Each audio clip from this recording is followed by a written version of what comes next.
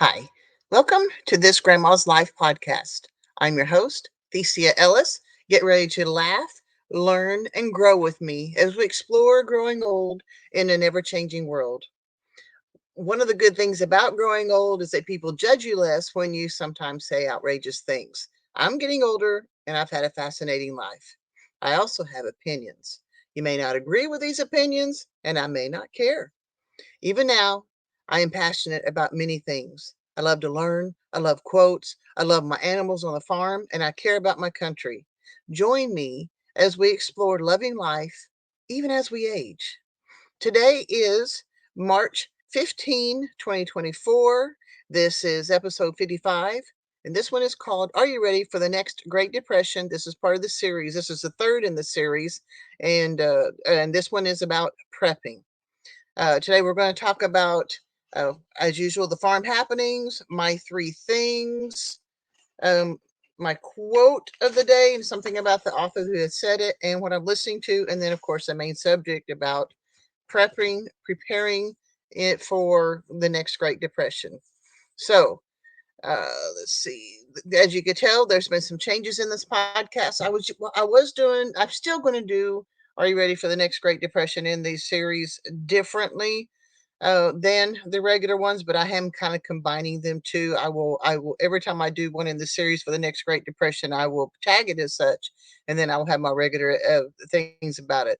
I'm learning to some of the things I'm learning is that with you and I having or talking and having a good time together, I'm full of stories. I can tell you all kinds of stuff. I was struggling to come up with a particular story for different things, and but there's a lot going on in the world too. So I decided that I'm going to change up, not just tell you stories and not just give you just farm life stuff, which will be part of it too, but I want to talk about how I feel about some of the things that are going on in the world, and I believe that they will be helpful to you as we explore them. Okay, let's get started with the farm happenings, spring weather and storms. Now we're not having any of the storms that they've been having, like in Kansas and east of here. In fact, it's kind of cool. I thought I was going to get some cool footage of a thunderstorm that was heading toward us a couple of nights ago, and I even put my camera out. But I don't have high quality cameras, and so all the only thing you could see was an occasional flicker of light instead of the beautiful storm that was approaching us. So I was not able to use anything with that footage. And we've gotten little to no rain from 2 or 3 rounds of thunderstorms that have been coming through. They just either, most of them have slid underneath us, and with a couple of smaller storms sliding to our north too as they're working northeast. So I don't even think we've gotten a tenth of an inch of rain out of all these storms that are all around us. But I enjoy watching them, especially at night with the thunder, lightning, and stuff. I have rabbits now. Well, okay, I have had a rabbit, and if you look on my Grandma's Homestead channel, you'll see that on my recent videos where I switched out Roger for three other rabbits. I've got two really beautiful. They're white New Zealanders, but there's some of she says they're a mix. The lady I got them from, I really enjoyed this lady, but I got a lot to learn, obviously.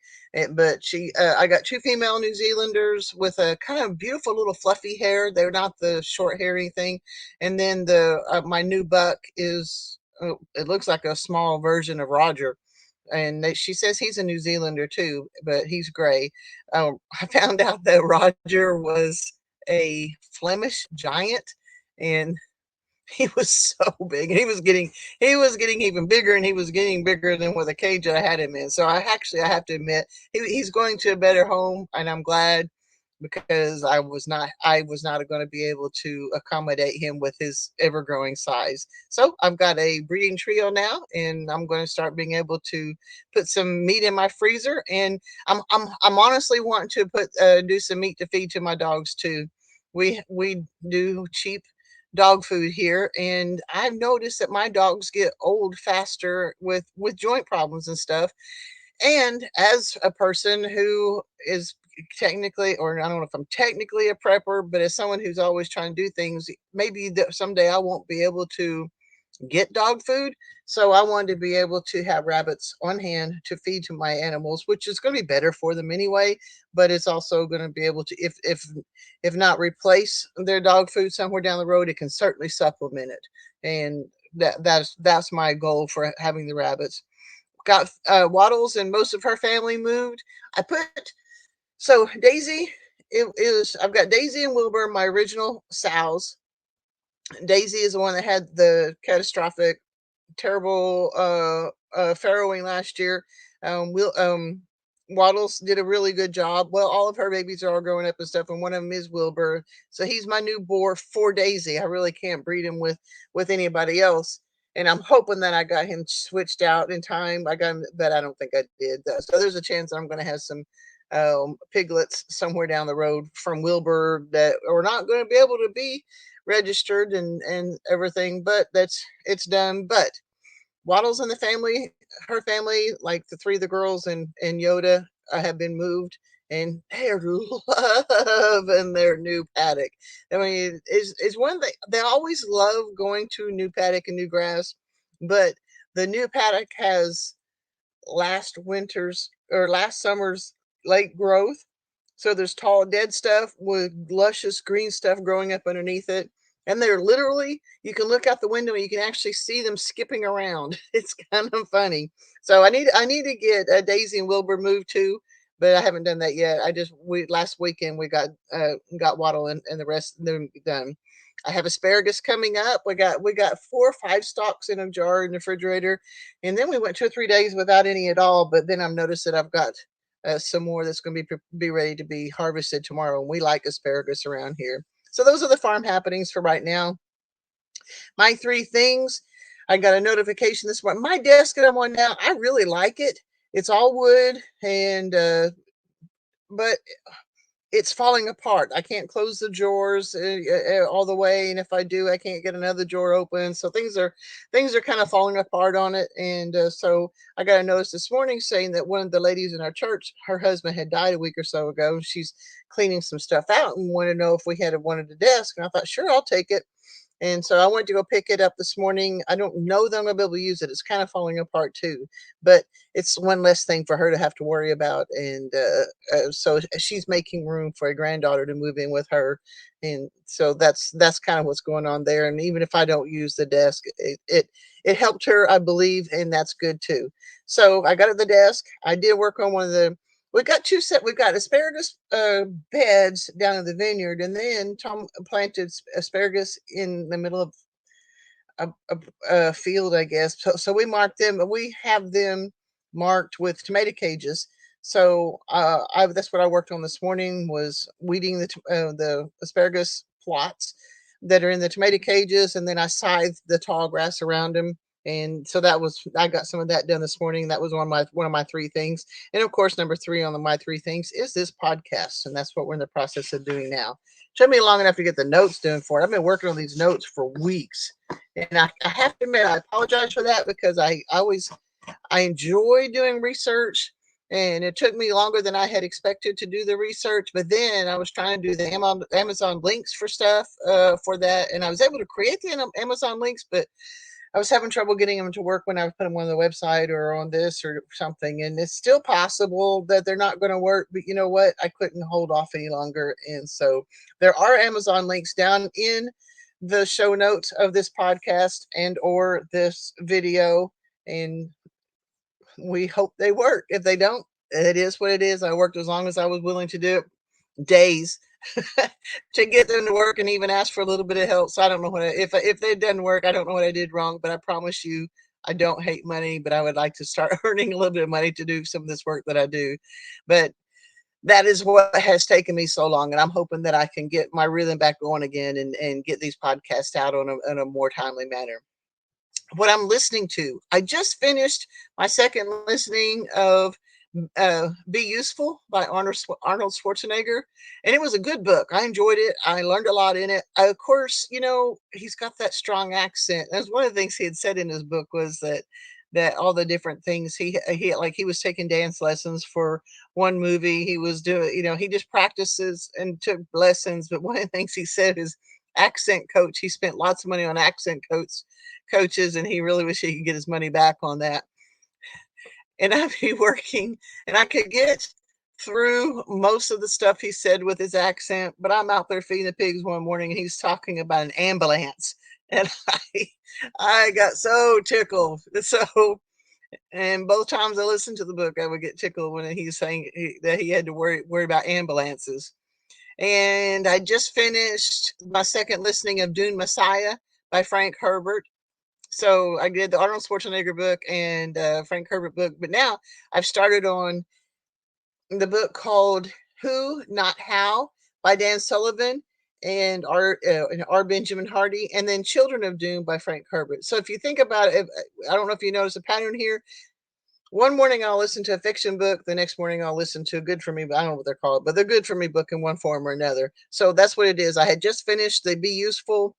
That was my good for me book, and I'm now listening to Who Not How, and that's my good for me book. And then Dune Messiah, and now I'm listening to Children of Dune. So I'm kind of working my way through the Dune series, and there are other. I have other fiction books that I've already loaded and everything. But once you get into a series, you go, oh yeah, I want to read the next book too, or listen to it. We say read when we listen to audiobooks, but these are audiobooks. I did not put in here what I'm actually reading anymore for like with a real book, because that is on my other podcast that I'm doing, that I'm still trying to figure out how to get where it can be on iTunes and other Google things. But that is my other book, that and my other podcast is Books Highlighted. I read the hardcover books or the paperbacks, whatever, and I highlight things. And then my other podcast is me reading highlighted portions of those books. So there's no reason to talk to you about those anymore. My quote of the day is: life is difficult, but once you face up to the fact that life is difficult, it doesn't seem so difficult anymore. And that was by Dr. Scott Peck. Let me repeat that one, because this is a quote that I put, that I try to put quotes that have a little bit of something to do with the subject that we're talking about. And we are talking about preparing for the next Great Depression. So life is difficult, but once you face up to the fact that life is difficult, it doesn't seem so difficult anymore. Dr. Scott Peck. He was born in 1936 in New York City to Quaker parents. He was raised a Protestant, though. And at 13, he was sent to a prestigious boarding school, but he hated it and ended up transferring to Friends Seminary. And if you think about Friends, is a Quaker thing. And then he graduated from there in 1954. He later earned an MBA. He learned a BA from Harvard and a doctorate in 1963 from another school. He achieved the rank of lieutenant colonel in the Army and was a chief of psychiatry in Japan. He was married with 3 children. He is best known for his book, The Road Less Traveled. Okay, now let's get back into our main subject, which is not too bad. We're 13 minutes into. Ooh, that's far longer than I thought. Okay, so what I want you to know, this is a series. So in episode 48, I did the introduction. Are you ready for the next Great Depression?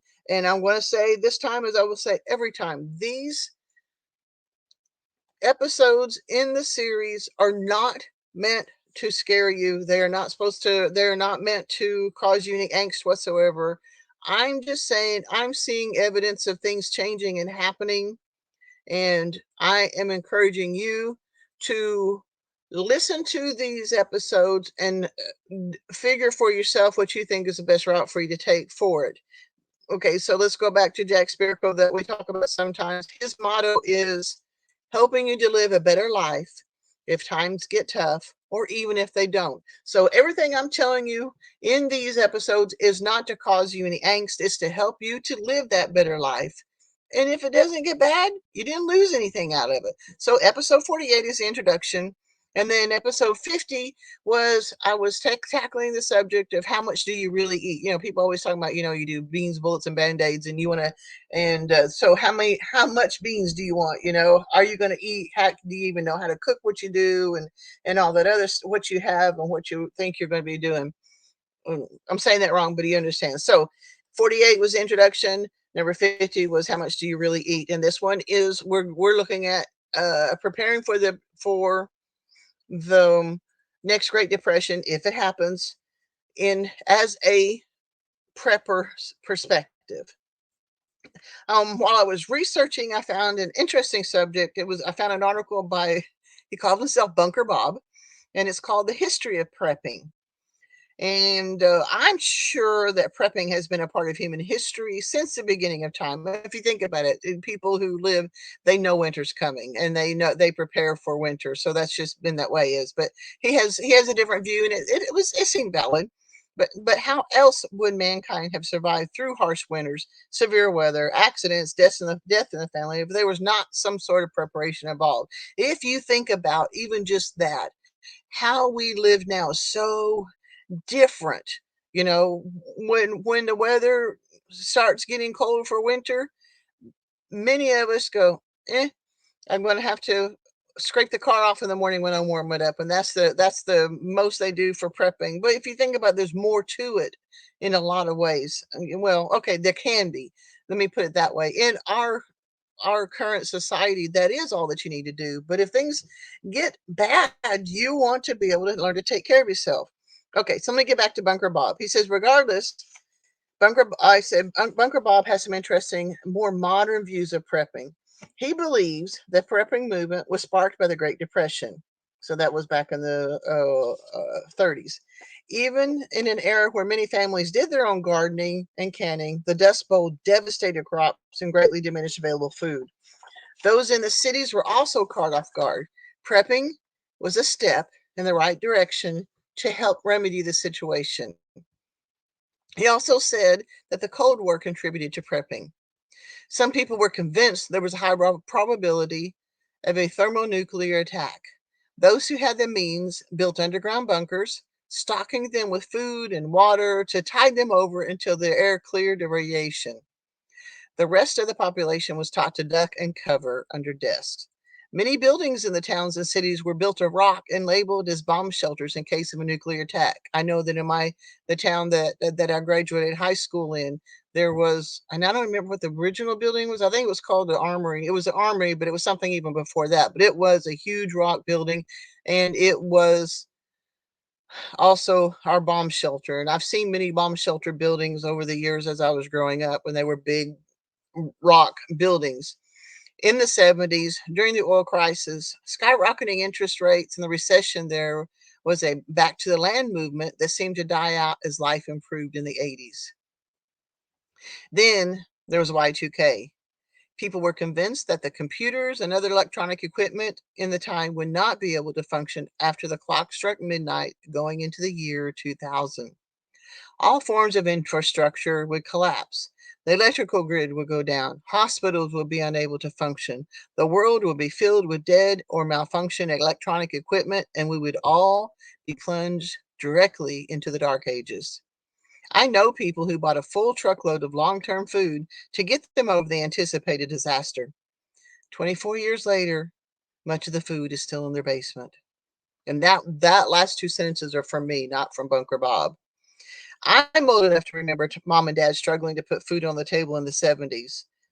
There were a few bomb shelters in the school, or no, excuse me, there were a few bomb drills in our schools, but during that time I was living in Western Oklahoma, and we had far more tornado drills than we did nuclear attack drills.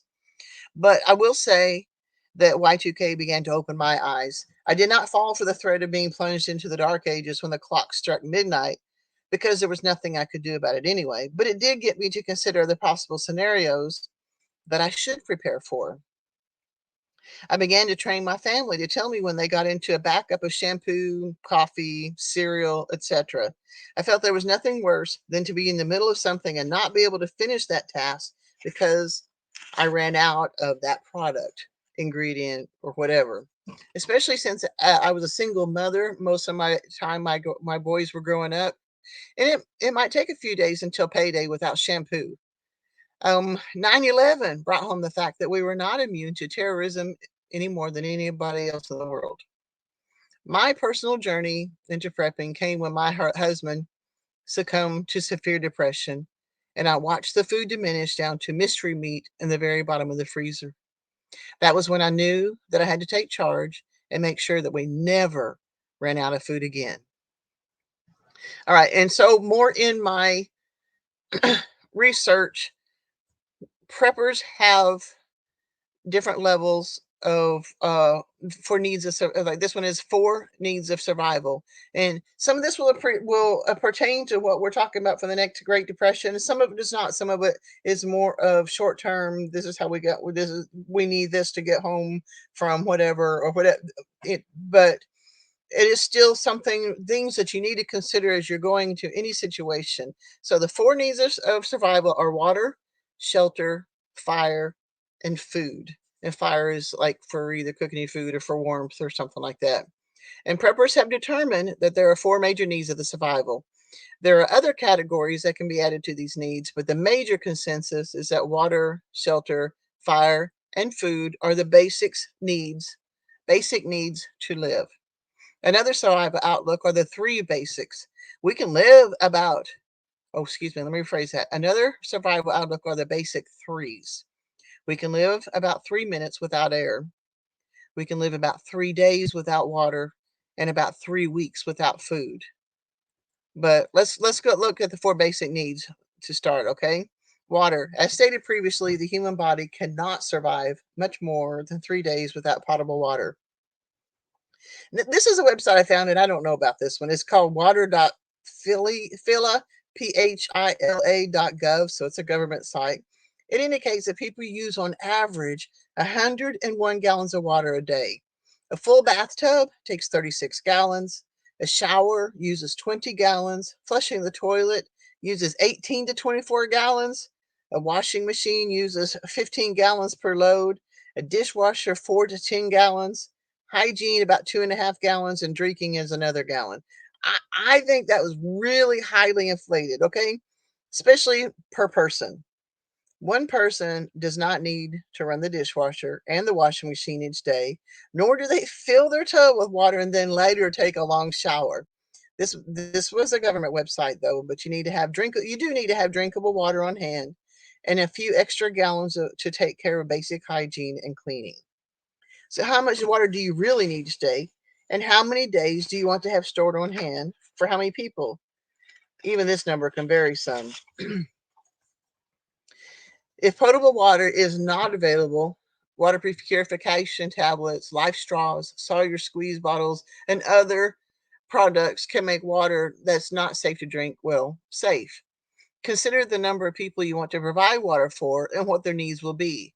Take into consideration how much needs to be drinkable and how much will needs to be used for other things like hygiene.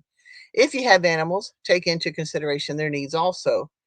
For water that does not need to be potable, sources can be nearby streams, ponds, swimming pools, etc. Extra baby wipes can fill in on some of your hygiene needs. This is just an overview of water's needs and honestly may not even apply to a depressed economic situation. It's just something for you to kind of think about. Shelter. If you're in a situation where you can stay in your home, do that. Being someplace you are familiar with makes everything easier to bear for yourself, for your family, especially children. If you are away from home, your car can also serve as a shelter. Otherwise, do your best to determine the best place to get out of the elements and be safe. Again, this may not apply as this focuses on temporary emergency situations and not long term economic collapse. Fire. Fire is a consideration needed for you to stay warm and to prepare food. If you have other ways of staying warm, this can replace the need for fire. Food.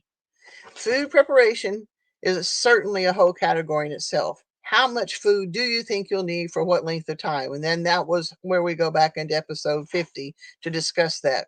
If you're on the road and just want to be able to get back home, 3 days of food should be sufficient. Store ready-made, shelf stable food in your vehicle. Dehydrated meals sold in camping stores with some potable water will go a long way toward keeping your hunger at bay until you can reach home. If you need to have food at home, consider how much you will need. A good beginning point is a week's worth of food. This can get you through an ice storm or other situations where you're unable to get to a grocery store for a few days. You can always build up your stores over time. Remember the copy canning method I mentioned in episode 50. A deep pantry is very helpful to keep you and your family fed if comes a time when you can't get to the store. Try to store food that you know you and your family will eat. It may not be food that you would want to eat on a regular basis, but it'll do. If you feel the need to store staples like rice and beans, know how to cook them. Keep spices and other items stored to make them more palatable. And of course, the pallet of freeze dried 25-year shelf life food is a viable option in a depression situation. For those with the money and may not land and not land to garden and raise their own meat, this could work for you. But, but wait, there's more. Yes, these are the basics that we need for survival. But there's so much more into prepping than just these basic needs. As a prepper, you're trying to think of anything that you might need in any situation, and this can really encompass a lot. Are you set financially? Do you have cash set aside? Toolman 10 was traveling through his home country of Canada, and the internet went down all over. No ATMs, no credit card or debit card use. Keeping a couple $100 in cash available is more likely to get you home. In a financial collapse, like a depression, cash can help in some areas, but would take a lot more than many of us have access to. Remember, the Great Depression lasted 10 years. Are you saving silver and gold? Will you even need it? That's up to you to decide. How's your physical health? How many medications are you on? With lifestyle changes, how many of them can you eliminate from your life? Medications that you cannot do without, how will you obtain them when you run out? Do you can you save extra? Physically, can you walk a few miles? Can you do the work to keep your family warm, dry, and fed?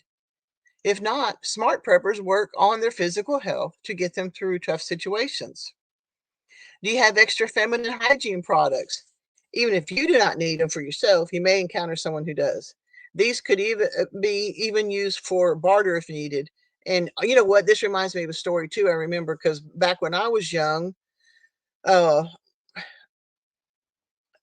feminine hygiene products were a little bit different. These were things that had basically tail on both end of the pad, and mom had a like a belt type thing that she tied it to. And my dad was practicing with his bow and arrow when he was young, and he had the razor tips on it, and he cut an artery. And so mom took that feminine hygiene product and literally tied it around his leg that kept him from bleeding out until she could get him to the hospital and get him stitched up. So feminine hygiene products can work for stuff like that. I mean, not they don't have those anymore. Thank God in heaven. Those were the worst things ever. But they also can be used to in emergency to staunch bleeding until you can get somebody to help, I guess. Oh, so that just I just remind that was remembering that one. Do you have other medical supplies? No one should feel like they will need to perform any surgery in a depression situation, but even if hospitals and clinics are available during the depression, can you pay for the services or even get there? Basic medical supplies could go a long way toward preventing a relatively minor injury into becoming a major problem, like preventing infection. A basic medical library could be priceless if needed on an injured or sick loved one. I'm sure there's plenty that I've not thought of, but that gives you a basic idea of things to consider as a beginning prepper. It's cost. Okay.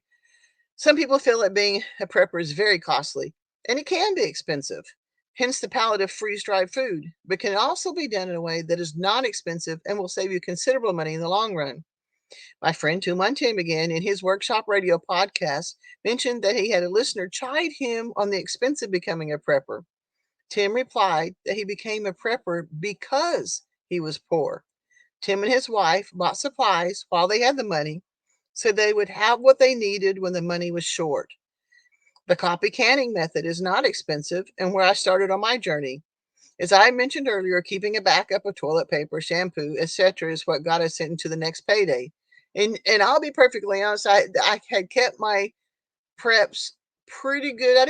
I didn't have a whole room full of toilet paper, what they call a toilet paper wall, but I did have enough toilet paper when we had that crazy thing going on a couple years ago that I had always had enough toilet paper on hand. I didn't always have the brand I liked or wanted, but I could keep backup and we never ran out. On the other hand, preppers with the ability certainly can spend the money. There's always the new knife, the flashlight, the tactical gear, the weapons, ammunition, etc. Because my husband does not believe in prepping, we do not have extra ammunition for his shotguns and rifles. This could come back and bite us in the butt in the future, but I'll have to live with it. For a Great Depression scenario, I don't believe that you need to have a bug out location necessarily. If you live in the city, the ability to get to a rural location that you own or have access to could come in handy, but this would apply more to a societal collapse than economic. Bug out bags are definite good idea. Keeping a backpack nearby with extra clothes, a toothbrush and toothpaste, shelf-stable food, and some water or water purification system can get you through some serious short-term scrapes. An example could be a family member who was critically hurt in an accident and you need to stay at the hospital with them for a few days. If your bag is already packed and in the car, there's no need to go home and try to pack what you need while stressing over that family member. This is a good prepping practice, and I highly recommend it. That maybe not necessarily what is considered a prepping practice that will get you through a long-term severe economic downturn. Although I personally do not feel that stockpiling food, ammunition, and medical supplies is enough to get you through an economic downturn, it is better than not preparing at all. If you are talking about enough to last you for a 10-year period or whatever it would be, that's a lot of. And where are you going to put it all? Please do not feel you have to do everything at once. Take time to consider your needs and take one step at a time to get you through where you are more comfortable with your ability to get you through to a tough situation. Below in the show notes are some links to the podcasts I listened to that cover the subject of prepping. Ooh, and I need to get that because I'd forgotten about that. I got started in the survival podcast. Oh, okay, I got that too. I got started in the survival podcast. Jack Spirko got started in 2008 in podcasting, wanting to warn people of the impending economic stress that he saw correctly coming. He covers a wide variety of subjects. His website, thesurvivalpodcast.com, has a directory of sorts so that you can look up which podcast you want to derive information from. This makes it much easier to narrow down your search. The Casual Preppers podcast is informative and fun. They make me laugh so much. They are so funny. They also cover a wide variety of topics with a bit of a focus on the tools and toys of prepping. I like listening to it because they're quite funny also, like I had said. Toolman Tim's Workshop is another podcast I enjoy. His story is partially part of a struggle to make ends meet while pursuing his dreams with his wife, prepping along the way. I'm often inspired by his podcast. As a handyman, he gives practical advice on generators, tools, food preparation, and other prepping subjects. I'm sure there are many other podcasts available, but I like these for a variety of reasons. But I never, ever come away from these podcasts feeling like it's the end of the world and really wish I had my bunker built. I've also included links to my Amazon store where you can buy ready-made food, books, and supplies and other items that will help you along your prepping journey.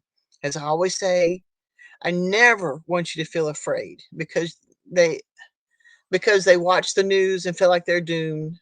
I only want to provide you with information to help you make your own decisions and take control of your own lives.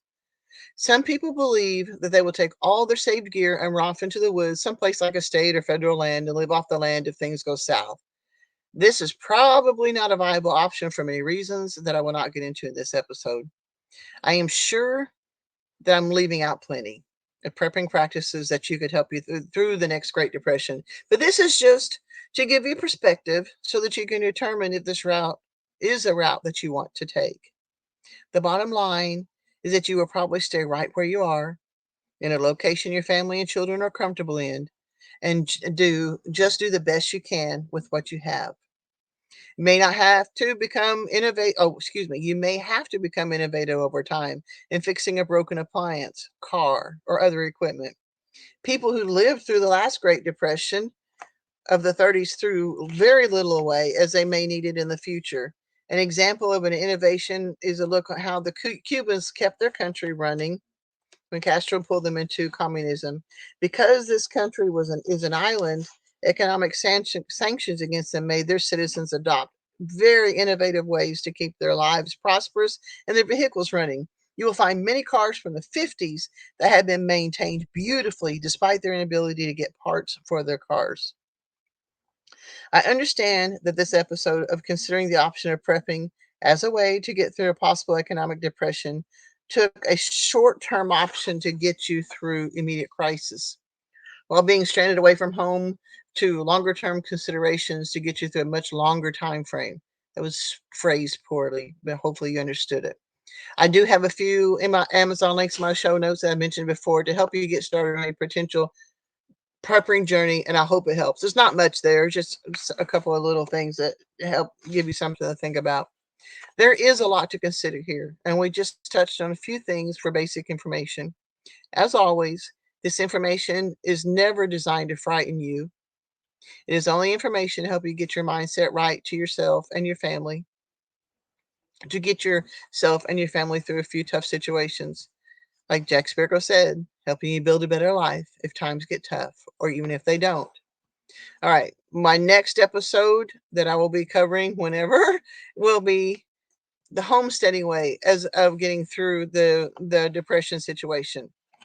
So my questions for you today are: what are your thoughts on the prepping aspect of getting through the Great Depression? And what would you do differently? Um, give me a message, give me an email at theciaellis@gmail.com and give me some of your views on the prepping. Okay. As you know, the Self Reliance Festival is coming up on April 6th and 7th. I do have an affiliate link for that down below. Like the VIP is $450 with lots of extras. The early bird price is over, so I think it's $95 now. And so that you can get there. That is a cool thing. I love going to the Self Reliance Festival. That is a very good place to get information that you need for whatever tact you take for preparing for whatever's coming, and whether it's for homesteading, if it's for prepping, or if it's for, I don't know, there's so much. And I can't say enough how it's worth. I mean, it's obviously worth the $450, but the $95, that's pretty sweet too. I'm telling you, there's a lot going on. And you're going to meet some wonderful people, not just the speakers, but the people who attend. And it's a wide variety of people. I love it. So I would highly recommend. That is in Camden, Tennessee, April 6th and 7th. And I would recommend you do it. But follow my link down below so you can, it won't cost you anymore, but it would help me for sure. Okay, I hope this helps. I really do hope it helped. I wanted to help you guys. I want to give you stuff to think about. I don't ever want you to be afraid. And I pray that you give me a 5-star review so people can start finding me. Other places I can be found is grandmashomestead.farm. That is my website that I'm trying to figure out how to set it up where instead of telling you to do theciaellis@gmail.com, I'm trying to do my email through it. But I'm still learning. I've got a lot to learn, guys. I won't lie. I had that Grandma's Homestead YouTube channel. I have Farm Animal Life YouTube channel. I do have a new one, Kinsey Lackey Sports, and I tell you about it, but it's basically this. That's my granddaughter's sports, and I video it and I put it on a separate YouTube channel. I'm on Instagram, TikTok, and Facebook as some form of Thecia Ellis. I'm also and MeWe, Twitter, and Rumble. So that's all I got for you today. And you know me, I'm going to tell you to live until you die. This is a wonderful life we're living in, no matter how we feel about what's happening with our country, how we feel about what's happening on the other side of the aisle, or this side of the aisle, or the south of the border, or even the poor people in Canada. There's so much going, Haiti. There's a lot going on right now, but we have our own lives. We have our own wonderful country that if we take the time and take care of it like we should, it will continue. But if it doesn't, we need to think about it and we need to prepare for it. God bless you guys. I'll see you next time.